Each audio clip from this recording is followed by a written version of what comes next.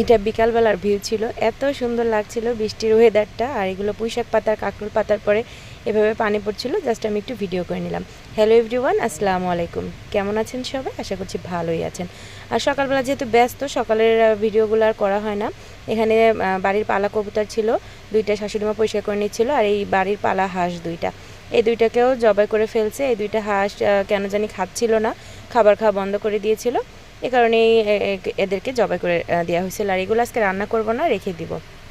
এখানে কবুতরগুলো কেটে ধুয়ে নিয়েছিলাম, এখন শুধু রান্না করে নেব। আর ব্লেন্ডারে কিন্তু সব কিছু একসাথে ব্লেন্ড করে নিয়েছিলাম আজকে। পেঁয়াজ, রসুন, আদা একসাথে দিয়েছিলাম। আর এখানে ভালোভাবে মশলাটা কষিয়ে নিচ্ছিলাম। এখন এখানে কবুতরটা দিয়ে দিব। কবুতরটা একটু নাড়াচাড়া করার পরে এখানে আলু দিয়ে ভালো করে কষিয়ে নিয়ে তারপরে আমি একবারে ঝোলের পানিটা দিয়ে দেবো। এখানে কিন্তু মরিচের গুঁড়াটা বাদে সব মশলাই দিয়েছি, যেহেতু ওয়ালিদ মরিচ খেতে পারে না। ওয়ালিদের তরকারিটা উঠাই নিয়েই আজকে মরিচের গুঁড়াটা দিব, ওর জন্য আলাদাভাবে আজকে রান্না করলাম না। আর এই যে আলুগুলো ছিল, আলুগুলো এখন দিয়ে দিব। আর রান্না করব সাথে মিষ্টি কুমড়া মাছ দিয়ে রান্না করব। আর এই যে আলুগুলো দিয়ে নিলাম, এখন ভালোভাবে কষিয়ে নিব, তারপরে ঝোলের পানিটা দিয়ে দিব।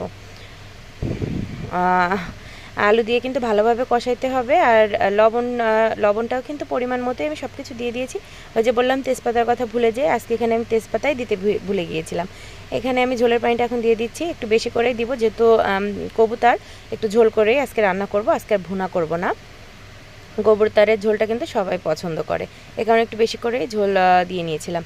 আর এই যে মাছগুলা মাখিয়ে রাখছি, মাছগুলা ভেজে মিষ্টি কুমড়া দিয়ে রান্না করব। একদম শর্টকাট রান্না করছি আজকে। মিষ্টি কুমড়াটা এখানে আমি ভালো করে কষিয়ে নিচ্ছিলাম, বেশিক্ষণ কষাবো না। মিষ্টি কুমড়ার গায়ে যেটুকু পানি আছে এটুকু দিয়ে কষিয়ে নিব, তারপরে একবারে পানি দিয়ে দিব। আর ওয়ালিদের কবুতরটা আমি এখানে উঠাই নিয়েছি, দেখেন একদম সাদা। আর পরে আমাদেরটা মরিচের গুঁড়া দিয়ে দিয়েছিলাম। আর দেখছেন কী পরিমাণের ঝোল। ওয়াজিদ কিন্তু এই ঝোলটা খেতে বেশি পছন্দ করে। আর এই যে মিষ্টি কুমড়োটা আমার কষানো হয়ে গিয়েছিল, কষানো হয়ে গেলেও এখানে আমি পানিটা দিয়ে দিব। আর আমি কি ভুল করছি জানেন, মিষ্টি কুমড়োর ভিতরে ভাবছিলাম গাছ থেকে তাড়াতাড়ি পুঁইশাক পাতা তুলে এখানে দিয়ে দিব, ভুলেই গিয়েছিলাম যে পুঁইশাক পাতা দেওয়ার কথা। পরবর্তীতে গিয়ে আমি মাছও দিয়ে ফেলছি এখানে। পরবর্তীতে আমার রান্না হয়ে আসার আগ মুহূর্তে মনে পড়ছে যে পুঁইশাক পাতা দিলে কিন্তু অনেক টেস্ট হয়।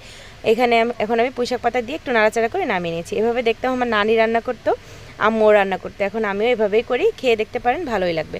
আল্লাহ হাফেজ। এই ছিল আজকের ভিডিও।